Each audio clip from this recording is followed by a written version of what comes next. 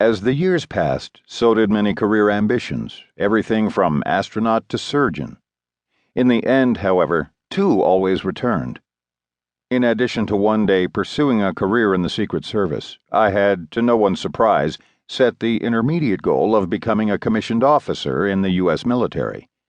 I viewed the military not only as my patriotic duty, but also as a place where I could exercise my spirit of adventure. I had been an extremely adventurous child, prone to risk-taking, and I liked things that were just dangerous enough to produce some adrenaline. I could be seen many afternoons riding my homemade skateboard down our street, going as fast as possible with no helmet or protective pads of any kind. As I grew older, the machines became more dangerous, and my love for them more intense. That love was somewhat dampened on a summer day in 1971 when I crashed my Mustang Mach 1 into a tree. In 2 weeks, the Mustang was repaired with a new front end, and I continued on my way, delighted once again to be in control of a 351 cubic inch V8 engine, albeit more cautious. I graduated from high school in 1973 and enrolled at North Georgia College in Dahlonega, Georgia, 20 miles from my hometown. A military college known for its academic excellence, North Georgia seemed like a good college for me to attend, since my first goal upon graduating was to serve my country in the military. All males living on campus were required to participate in ROTC, which meant wearing uniforms and learning the customs of the U.S. Army. The commandant of cadets was a West Point graduate who had served in the Korean War. He was one of the finest men I've ever known. Most of the Army officer cadre on campus wore their hair long, even by Army standards, and most sported sideburns.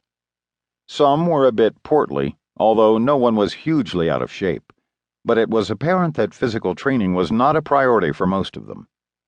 Their appearance was, in a sense, a representation of the Army itself during the early 1970s. Enrollment at North Georgia College was down due to the unpopularity of the yet-to-be-ended Vietnam War, and the laid-back attitude of the cadre was probably meant to attract and retain more cadets. With the end of the conscript army and the beginning of the all-volunteer army, recruiting commercials invited young men and women to join the people who joined the army and offered, "Today's Army wants to join you."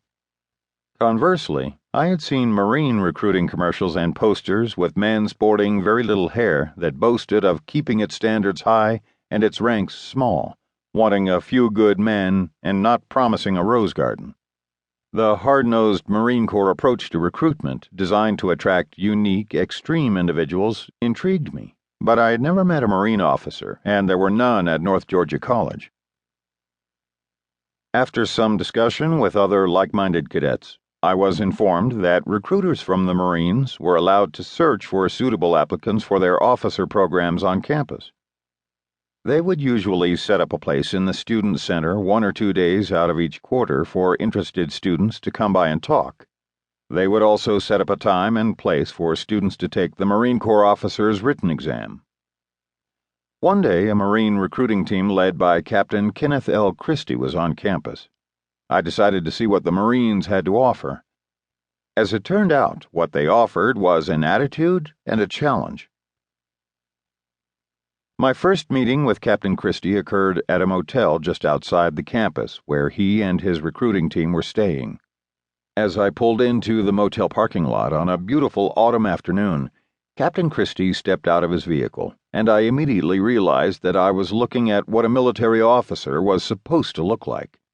He was a little over 6 feet tall, with large biceps, resembling a shorter version of actor Clint Walker, with a large chest created by thousands of bench press repetitions and a small waist honed by thousands of miles of running combined with hundreds of thousands of sit-ups. He looked more like a model wearing a Marine uniform than an actual Marine.